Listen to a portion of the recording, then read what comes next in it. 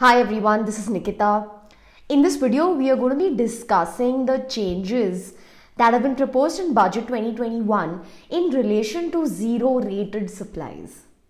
Section 16 of the IGST Act has been amended. But before we get into the changes, a lot of people have this question.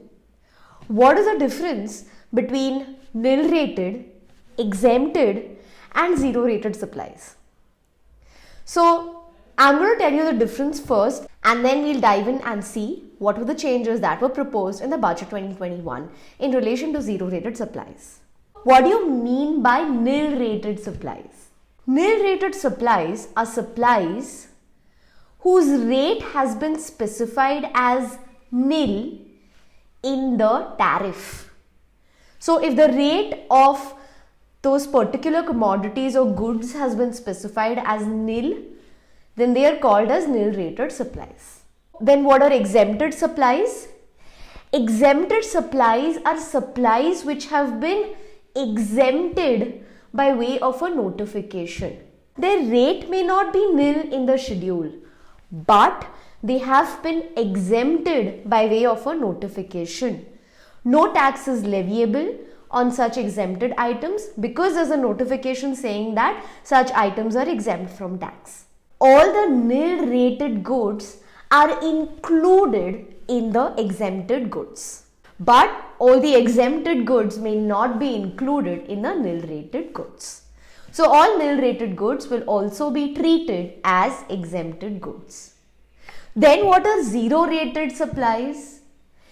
Zero rated supplies have been separately defined and those include export of goods or services and supplies to special economic zone units or special economic zone developers. So this is a basic difference between nil rated, exempted and zero rated supplies.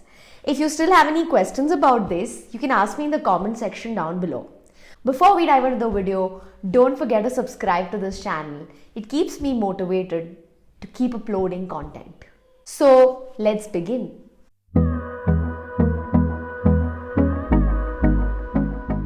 So section 16 of the IGST Act has been amended and I'm going to divide this video into 3 parts of amendments. Let's talk about part 1. In part 1 of the amendment, it has been proposed that a supply will be treated as a zero rated supply to a special economic zone unit or a special economic zone developer only when such supply is related to the authorized operations of such developer or such unit.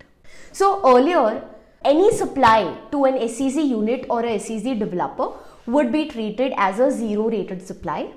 However, now only when such supplies are made for the authorized operations, it will be treated as a zero rated supply. So earlier, if you could claim refund on all such supplies, now you will be eligible to claim refund only if the supply is for authorized operations. Let's talk about part 2. Part 2 of the change, again, which is going to impact refunds. Now, under the GST law, there are 2 methods to claim refund. 1, refund with payment of tax, and 2, refund without payment of tax. When we talk about refund with payment of tax, whatever exports or supplies to SEZ units are being made, they are made with payment of tax, wherein tax is charged on the invoices and such tax is paid using the accumulated input tax credit. So whatever is paid can be availed as refund. Under the second method, that is without payment of tax, all the accumulated ITC can be claimed as refund in respect of exports or supply to SEZ. Only a letter of undertaking needs to be furnished. Now practically, a lot of taxpayers would prefer method 1, wherein refund would be on the basis of payment of tax. In a lot of ways, it was easy to apply for such refunds and also higher refund would be eligible. Why is that? Let me give you an example. In case of method 1, all the refund can be claimed. Refund on account of inputs, on account of input services, on account of capital goods as well. However, in case of method 2, which is accumulated ITC, only refund of inputs and input services could be claimed. So for example, if the refund of inputs was 10 rupees, input services was 15 rupees and capital goods was 5 rupees, a total refund of rupees 30 could be claimed in method 1. However, in method 2, only 25 rupees, that is refund on inputs and input services, could be claimed. So that is why practically a lot of taxpayers go for refund with payment of tax. However, now there is an amendment which is proposed that only notified class of taxpayers or notified goods or notified services can avail refund under method 1, which is without payment of tax, which is more beneficial to a lot of taxpayers. So as soon as this clause of the finance bill is notified, you will have to ensure and see whether or not your goods or services are included in the notified categories. If they are not included, then refund cannot be claimed with payment of tax. You have to go under the second option of refund, which is without payment of tax, and you have to furnish a letter of undertaking and you have to follow the other provisions of the law. This change will have an impact on the refunds that are being claimed. Part 3 of the amendment. Again, this amendment will impact all the exporters, because now for export of goods, they have linked the payment to such exports.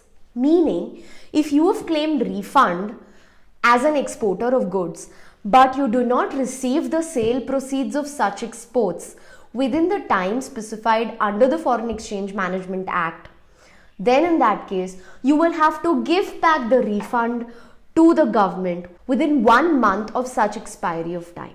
Only when you actually receive the sale proceeds can you again apply for the refund and it will be made eligible to you.